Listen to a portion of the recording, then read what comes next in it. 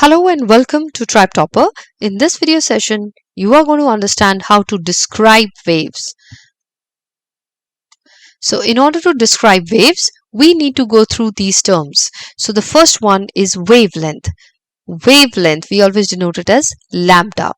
So what do we mean by a wavelength? Either you can say simply the distance traveled by a wave, that is the length of one wave, or more sophisticatedly you can say it is the shortest distance between 2 points that are in phase on a wave, or you can say the shortest distance between two consecutive crests or two consecutive troughs. So that means if you start from here, that is the crest, then one crest to the next immediate crest, whatever is the distance between that is a wavelength. Or if I say the wave starts from here and ends here, so the total length that has been covered by one full wave is called the wavelength lambda. Next is frequency. Now frequency, as the name suggests, what is the frequency of doing something? So here it is always denoted by F, and we say it is the number of vibrations that happen per second, so performed by the source of the waves. So it is equal to basically how many crests pass a fixed point per second, how many waves are completed. I would say in the simplest form, frequency is the number of waves that are completed in a second. That is called frequency. We denote it as F. The next thing you need to know is the time period. Period is basically always noted as capital T, is the time that it takes for one complete wavelength to pass through a fixed point. Or you can say the time taken for a particle to undergo one complete oscillation.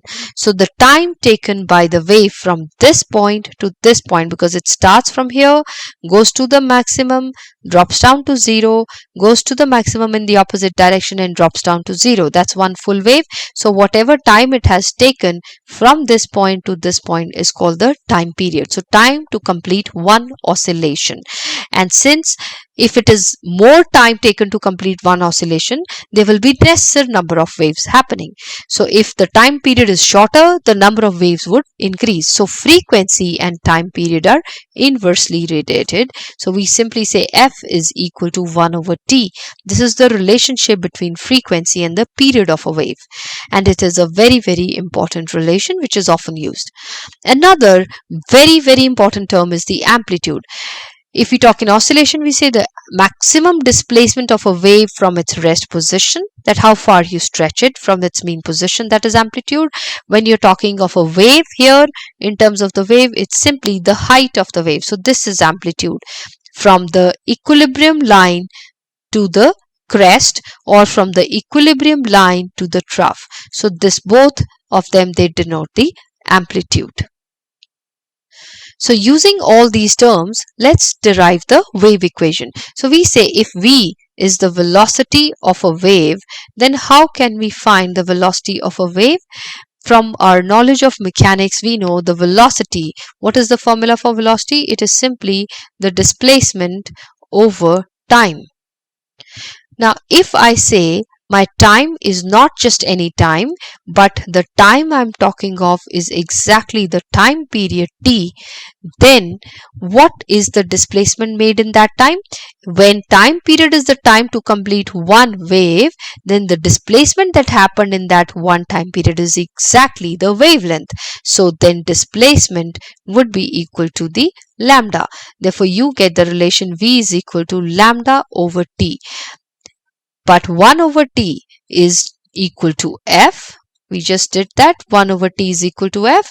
Therefore, V is equal to F lambda. This is the wave equation, and you have many times to apply this equation. So it's an important equation. You can remember it, or you can always quickly derive it using the formula velocity is displacement over time. So that's all in this video session.